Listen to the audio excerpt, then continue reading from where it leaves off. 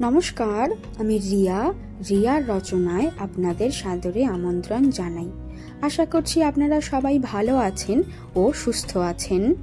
খুবই সহজ পদ্ধতিতে কিভাবে ট্যাংরা মাছের ঝাল তৈরি করা যায় তারই একটা ভিডিও আমি আজ আপনাদের সাথে শেয়ার করে নিচ্ছি। ছোট ও বড় সব রকমের ট্যাংরা মাছগুলোকে ভালোভাবে কেটে ধুয়ে রেখেছি। তারপর এটাতে পরিমাণ মতো লবণ, হলুদ ও 1 টেবিল চামচ মতো তেল দিয়ে এটাকে আমি ভালোভাবে মাখিয়ে নেব। বেশ ভালো করে মাখিয়ে নেবার পর এটা আমি একটু রাখবো, কিছুক্ষণের জন্য একটু রেখে দেব। তারপর এদিকে দেখুন আমি একটা কড়াইতে বেশ অনেকটা পরিমাণে তেল নিয়ে নিয়েছি। এখানে আমি সর্ষের তেল ব্যবহার করছি, আপনারা সর্ষের তেলই ব্যবহার করবেন। খুব সাবধানে গরম তেলে একটা একটা করে আমি মাছগুলো ছেড়ে দিচ্ছি। একটু খেয়াল রাখতে হবে এই মাছগুলো গরম তেলে দেওয়ার পরে একটু ঠিকরে ওঠে। এর পাশাপাশি আমি একটা মশলা তৈরি করব। তার জন্যে আমি নিয়ে নিচ্ছি 1 টেবিল চামচ মতো জিরে, গোটা জিরে, 3টে কাঁচা লঙ্কা, 1 ইঞ্চির মতো আদা ও 8-10 কোয়া রসুন। এটা দিয়ে আমি একটা খুব ভালো পেস্ট তৈরি করে নেব। এদিকে আমার মাছগুলোর একটা পিঠ ভাজা হয়ে গিয়েছে। এবারে এটাকে আমি উল্টে দেব, দিয়ে অন্য পিঠটাও আমি ভালো করে ভেজে নেব। একটু খেয়াল করবেন মাছগুলোকে একটু কড়া করে ভাজবেন, তাহলে এর স্বাদটা কিন্তু আরও সুন্দর হবে। এখানে দেখুন আমার মাছগুলো ভাজা হয়ে গিয়েছে। এবার এগুলোকে আমি আস্তে আস্তে তুলে নিচ্ছি। জানেন তো, ছোট থেকে কিন্তু আমি ট্যাংরা মাছ খেতাম না। একবার আমি ভাইজাগ বেড়াতে গিয়ে ওখানকারই একটা হোটেলে খুব সুন্দর ট্যাংরা মাছের ঝাল খেয়েছিলাম, আর সেই থেকেই আমার ট্যাংরা মাছ খাওয়ার শুরু। মাছ ভাজার ওই তেলের সাথেই আরও অল্প একটু তেল দিয়েছি, আর তারপর এতে আমি দিয়ে দিচ্ছি 1 টেবিল চামচ পরিমাণ মতো কালো জিরে।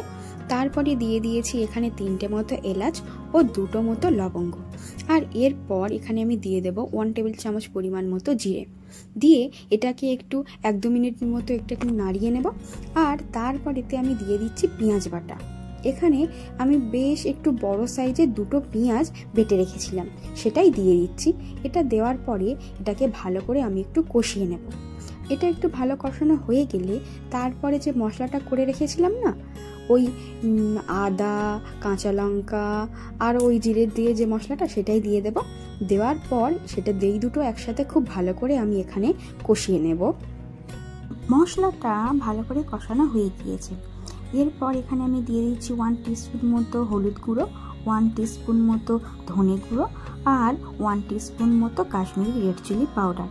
এগুলো দিয়ে আমি বেশ ভালো করে সুন্দর করে কষিয়ে নেব, যাতে এই মশলাগুলো ওই মশলাটার সাথে খুব ভালো করে মিশে যায়।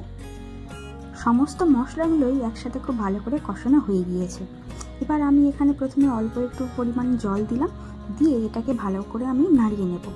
আর সেটা ভালো করে নাড়ানো হয়ে যাওয়ার পর এখানে আমি আস্তে আস্তে পরিমাণ মতো জল দিতে থাকবো।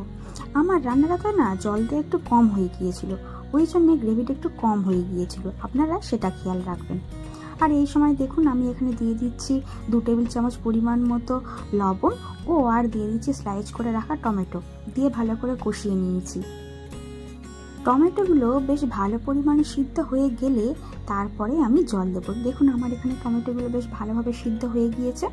আর এবারে আমি এখানে জল দিয়ে দিচ্ছি, দিয়ে আমি এটাকে আরও কিছুক্ষণ রান্না হতে দেব। জলটা বেশ ফুটে উঠেছে। এবার আমি আরেকটু নাড়িয়ে দিচ্ছি, আর এরপরে আমি ভেজে রাখা ওই ট্যাংরা মাছগুলো এতে দিয়ে দেব। দেওয়ার পরে ট্যাংরা মাছটা এই ঝোলের সাথে একটু ভালো করে মাখিয়ে নেব, নিয়ে ঢাকা দিয়ে এটাকে আমি আরও কিছুক্ষণ রান্না হতে দেব। রান্নাটা আমার প্রায় শেষ হয়ে এসেছে। এই সময় আমি এতে 2টো কাঁচা লঙ্কা চেরা করে দিয়ে দেব। দিয়ে দেওয়ার পরে এটাকে আরেকটু ঢাকা দেব, দিয়ে আমি একটু রান্না করব। তারপরেই তৈরি হয়ে যাবে আমার ট্যাংরা মাছের ঝাল। ভাইজাগের হোটেলের সেই ট্যাংরা মাছের ঝালটা আমার মুখে আজও লেগে আছে। সেই রকম স্বাদ কিন্তু আমি আর সেকেন্ড টাইম পাইনি, তবে এটা দারুণ সুন্দর খেতে হয়েছিল। এখন আমি হিমাংশুর জন্য ওর দুপুরের খাবারটা দিয়ে দিচ্ছি। আপনারা জানেনই ও বাইরে খায় আর দুপুরবেলাটা একটু কমই খায়, সেই জন্য আমি এখানে অল্প পরিমাণে ভাত দিয়ে দিয়েছি। আর তার সাথে এখানে আমি দিয়ে দেব কুমড়ো ভাজা। কুমড়োটা এখানে কালো জিরে দিয়ে আমি ভেজেছি। আর তারপর এখানে আমি দিয়ে দিচ্ছি লাউ শাক আলু দিয়ে একটা চচ্চড়ি। আর তারপরে আমি এখানে দিয়ে দিচ্ছি ডাল। আর তার সাথে থাকছে ট্যাংরা মাছের এই ঝালটা। ট্যাংরা মাছের এই রেসিপিটা আপনারাও ট্রাই করতে পারেন, আর আমাকে অবশ্যই জানাবেন কেমন লাগলো। নমস্কার।